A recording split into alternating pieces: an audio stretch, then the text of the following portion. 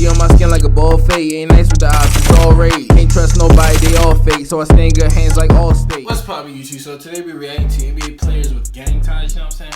This video is 10 minutes and 23 seconds, so we ain't gonna do all that extra stuff, you know what I'm saying? We're gonna get straight into it. You know what I'm saying? I got a couple videos I gotta do tonight, and it's what, like, why did I look at my phone like I gotta watch? But it's like 2 o'clock in the morning, so I'm trying to hurry get these videos up.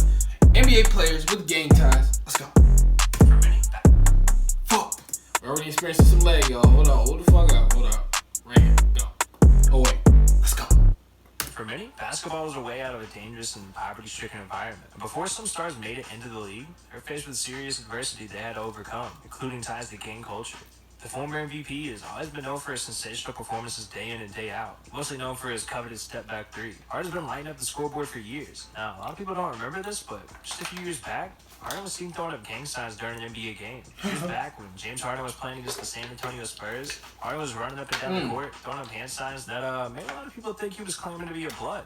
During the early part of his career, what the fuck? James Harden grew up and played basketball in Lakewood, California. The Bloods were founded in the early 1960s, located in Los Angeles, California. The Bloods are infamously known for trying to recruit young African Americans to the game whenever they get a chance. The street gang is known for making a problem in the streets and making money by whatever means necessary, from selling guns to drugs. Blood members identify themselves through various gang indicators such as colors, clothing, symbols, tattoos, jewelry, graffiti, language, and hand signs. Now, James Harden is befriended various rappers that have ties associated with the Bloods. The most well-known would be Lil Wayne. James Harden would send out a tweet that said, "Come to the next game. We got seats for you, 5." Apparently, the most commonly used blood symbol includes the number 5, the 5-pointed star, and the 5-pointed crown. These symbols are meant to show the Bloods' affiliation with the People's Nation, a large coalition of affiliates created to protect alliance members within the federal and state prison systems. These symbols may have been seen in tattoos, jewelry, and clothing that gang members wear, as well as in gang graffiti, which is used by the Bloods to mark territory. A couple of rappers would go on to criticize Harden for the gang behavior. Slim Thug and Lil Duval would give their opinion on the situation, saying, "He's not about that life." And as of now, James Harden isn't thought to have any serious connection to any gang, but let's hope this doesn't cause any problems in the future. DeMar DeRozan has been getting used to his new NBA team these past couple of seasons, but the Spurs knew they added a franchise player. DeMar DeRozan plays with raw emotion and passion every time he's out there on the court.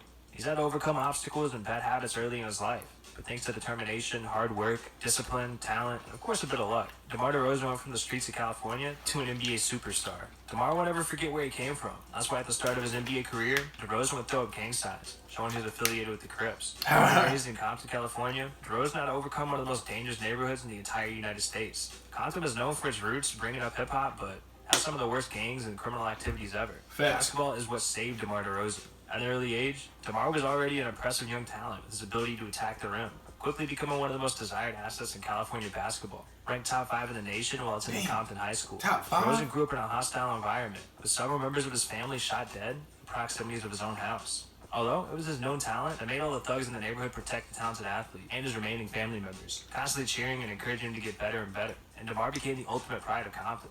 Back in 2010, DeMar DeRozan went to Twitter and tweeted out, "Hashtag in high school, I wore blue every day." The Crips are a gang based in the coastal regions of Southern California. They were founded in Los Angeles, California in 1969, and its members traditionally wear blue. The Crips were one of the largest and most violent associations of street gangs in the United States, with an estimated 30,000 to 35,000 members in 2008. They've been involved in murders, robberies, and drug dealing, among other crimes. The Crips would have to have strength in numbers, because just around the block was the other gang they hated, which happened to be the Bloods. The biggest obstacle DeMar had to overcome every Crips don't like was Bloods. shot and killed during a dice game at the age of 17. While DeRozan's managed to stay away from the life of crime, the guard has never shied away from representing his past and throwing up his fair share of signs. During an interview with ESPN, DeMar DeRozan's past was brought up. He responded by saying, "People ask me what I would have done if it wasn't for basketball. I can never give a good story because, honestly, I don't know. I had no other options." Paul Pierce has been retired for a few years, but when looking back, he always played with crazy Pierce was strive to win. Early in his career, Pierce had some gang-related issues that cost him major fines and almost his life. Pierce was born and raised in Oakland, California. His family later moved to Inglewood. Some Cali motherfuckers, man. Attended Inglewood High School. California was known for 2 of the most violent gangs. During his NBA career, Pierce would flash blood gang signs. On November 25th, 2000, Pierce was stabbed 11 times in the face, neck, and back, had a bottle smashed over his head while at the Buzz Club. God damn! Theater District. He had to undergo lung surgery to repair the damage. Witnesses say that Pierce was attempting to separate fighters when he was stabbed. Tony Batiste, Pierce's teammate at the time, along with Batiste's brother, saved him by rushing him to a nearby hospital. Apparently, alleged gang members stabbed Paul Pierce. After almost losing his life, Pierce would play all 82 games the following season. Paul Pierce would eventually talk about the situation, and per ESPN, he'd go on to say, "I stabbed 11 times. I felt like I was trapped in a box. I couldn't go nowhere. I battled depression for a year. The only thing that saved me was basketball." Weeks after the stabbing took place, Pierce was still getting death threats, and even went on to say, "So now I'm really paranoid. I don't want to go anywhere. Police sat in front of my house for months. I was a mess. I think that's the reason I got back on the court so fast. Me sitting at home thinking about the stabbing didn't work. I went to every practice, sat on the sideline for hours because that's where I felt safe. I didn't want those practices to end because I had to go back out there in this world that really scared me." Now, 8 years later, when the Celtics were making an NBA championship run, Pierce would look upset with Al Horford at the time. Flashed him. I'm gonna say I'm fucked up. He sounded a little bitch. And the NBA fined Pierce I was scared. $25,000 for being affiliated to sign. Al Horford would talk to shit. reporters after the game, and he'd say, "I don't know anything about the gesture. I don't know what that is." Nowadays, Paul Pierce tries to stop the gang violence while helping the inner city youth whenever he gets a chance. Steven Jackson played for 9 different NBA teams during his NBA career. Jackson was most Steven Jackson, a gangster. in the 2003 NBA season, where he won his only NBA championship with the San Antonio Spurs. Retirement has been good to Jackson, but before achieving the NBA, Steven was growing up around gangs. Jackson's one of the few athletes who openly admit to having gang ties and has been involved since he was 18 years old. Fights, drugs, and death were part of growing up in his neighborhood. It definitely made an impact on his life. He lost his brother when he was just 15 years old because he was beaten to death. Jackson openly admits to being associated with the Bloods and wears red on a regular basis because he claims it's just a part of who he is and his upbringing. But back in 2005, Steven Jackson was playing for the Indiana Pacers, and he had an accident with some Detroit fans. Apparently, it was because of all the red that he wore. Jackson would go on to say in an interview, "I was just raised like that. All my friends, I don't trip on nobody with no blue rag, but at the same time, it's what I represent. It's what I represented since I was 9 years old. All my friends in my neighborhood, it was just inherited. I ain't banging though." Although he admits to being affiliated, he also made it very clear that he's not involved in the game. Even though Ellis never won, you ain't even gotta be, you know what I'm saying, in it. Just be in it, you know what I'm saying? Showing everyone why he belonged in the NBA. Ellis was always trying to bring his A game whenever he played, but towards the end of his career, fans were focused on his gameplay. They were focused on his Monte Ellis a gangster. Monte Ellis had a bunch of ink throughout his bottom. The only problem was, some of his ink would show Ellis had gang ties. Ellis was born in Jackson, Mississippi, an area with high gang activity. The Mississippi native sports several tattoos, one of which displays the letters GD, which is believed to represent the gangster's disciples. Yeah, I think he's a gangster. The Gangster Disciples are a criminal street gang which formed to the south side of Chicago in the late 1960s, but eventually would branch out nationwide, making its way to Mississippi. The predominant symbol of this criminal gang is a 6-pointed Star of David. Monte Ellis also has a tattoo of a 6-pointed star, a shape which is also used by the gang, and is similar to the Star of David. There's a lot of speculation out there regarding the shooting guard's ink. However, he never commented on him. Javaris Crittenton is an unknown former NBA player that only lasted in the league for 3 seasons. He played a couple seasons starting with the Lakers and ended his career the next year with the Wizards. It's reported that after joining the Lakers, Javaris decided to join the Mansfield Gangster Crips for some reason, and he's gone downhill ever since. Javaris Nigga dumb. You get money, you join a gang? Nigga stupid. Conference switch. Javaris was cut from the team after pulling a loaded gun on a teammate. Yo, it was my first time and last time I paused, you know what I'm saying? But yo, I hate seeing this shit. They be like 30-year-old men, fucking, got like kids and all that. Now you want to join a gang. Like, nigga, go live your life. Like, you know, I said that dumb shit. And people like fucking like, old-ass men. Or somebody that's famous, like Chris Brown. Like, what you want to be a blood for? Like, nigga, you famous. You got money. What the fuck you doing? I hate that shit, man. I hate seeing that little fraudulent shit. But Arenas in the locker room. He was arrested and handed a year probation for the incident. I ain't gonna pause Never played in the NBA again. Gilbert Arenas remembered that day, and he went on to say in an interview, "The plane lands, and now Javaris says to JaVale, 'So you just gonna let me lose my money like that? You ain't gonna be real and give me a chance to get my money back?' Arenas would respond by saying, 'Javaris, I'll burn your car while you're in it. Then we'll find an extinguisher to help you out.' And he says, 'Well, I'll just shoot you then.' I said, 'Man, I'll bring you the gun to shoot me.'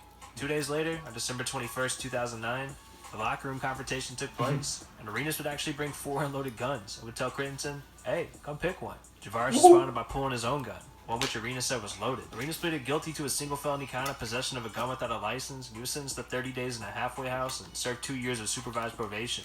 The trouble with the law wouldn't stop there, because currently, Javaris is now serving a 23-year sentence in prison for shooting and killing a 22-year-old woman who's a mother of 4. His killing This of the young nigga woman dumb. was not intentional, though, and he apparently missed his intended target. What a lot of people don't know Nigga is the dumb. fact that before Randolph was ever drafted into the NBA, he was arrested for robbery and battery charges. His behavior at a Zach young age Randolph was is a unlike most gangster. teenagers. That way go That DR mentality research is on what him. led him into a gang. Randolph's mother, May Randolph, struggled all of her life, raising 4 children without a father figure in their life. Living on welfare, struggling to pay bills, and not being able to get the children new clothes was normal for Zach growing up. Randolph wore the same pair of jeans to school day after day, week after week. Kids called him Krusty. Embarrassed and upset, one day he walked into a Walmart, grabbed a new pair of jeans, and tried to walk out the door without paying. Randolph was caught and spent 30 days in juvenile detention. And that was the start of a familiar pattern. Years passed and infractions piled up, but Randolph's basketball talent blossomed. Authorities placed a 15-year-old Randolph under house arrest for battery. He was placed in juvenile detention 2 years later for receiving stolen guns. In 2002, he was arrested for underage drinking, less than a year after being drafted into the NBA by Portland. The problems trailed him there, where Randolph earned fame and obviously investment in the street gang known as Hoop Family, a gang that was based out of Portland. Hoop Family associated with the Crips, who've been investigated for murder, firearms, and narcotics distribution. At one point, Why keep showing that they nigga? reportedly put a price on the Y'all go watch that video. That nigga jumped in. He got his ass whooped, my subsequently nigga. found that assault Whooped rifle his during a search ass. of his premises. Sebastian said that he appropriated possession of the weapon as a means of protecting himself from said gang. Back in his rookie days, Melo was known for throwing up gang signs, but he hasn't been involved in a gang. Melo is a Anthony gangster. grew up in Baltimore, surrounded Baltimore, by shorty, drugs and gangster. violence. I'll Like tell you most that of us, now. He's had friends from when he was growing up. Anthony was featured in a DVD years ago called Stop Snitching, which is part of a campaign going on in Maryland at the time to convince people Not to stop Maryland, providing in information Baltimore, to my police nigga. when it comes Get it to gang right. crime. At the time, Carmelo was young and dumb. He claimed he'd had no idea he would be in a DVD, but regardless, that's not something you want to show the youth in the inner city. Right, After right. the campaign took a new level and some tapes He were trying to released, change it up now we were because able you to know he see an NBA Carmelo player. I appear get in that, some but of these don't videos. play with Melo That now. was some of Don't the play with most Melo. famous gang members at that time. Gangs, violence, and drugs just don't have a place in professional sports. Hey yo, dog, what are you doing, bro? You need to click on this video on the screen, dude. Seriously. Alright, show ass out. He ready to try to talk black. But yo, NBA players with gang ties. You know what I'm saying? We watched it straight there because it was 10 minutes and I ain't wanted to be like fucking 20-minute reaction.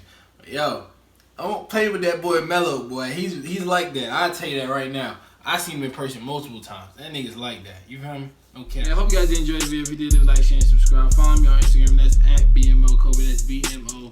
BMO. That's BMLKOBE on Instagram. You know what I'm saying? Follow me because I follow everybody. But I don't give a fuck. If you got any music you want me to react to, hit me in the DM. You know what I'm saying? I react to anybody. You know what I'm saying? Gang. Subscribe to the channel. We do this every single day. We don't miss a day. You feel me? Follow me, gang. You know what I'm saying? You already know I'm coming to the. Woo! Catch you on the next one. Can't say pop without the smoke. Can't say me without the dope. Sticks stay long like totem poles. Thought he was really went and told. I'm tryna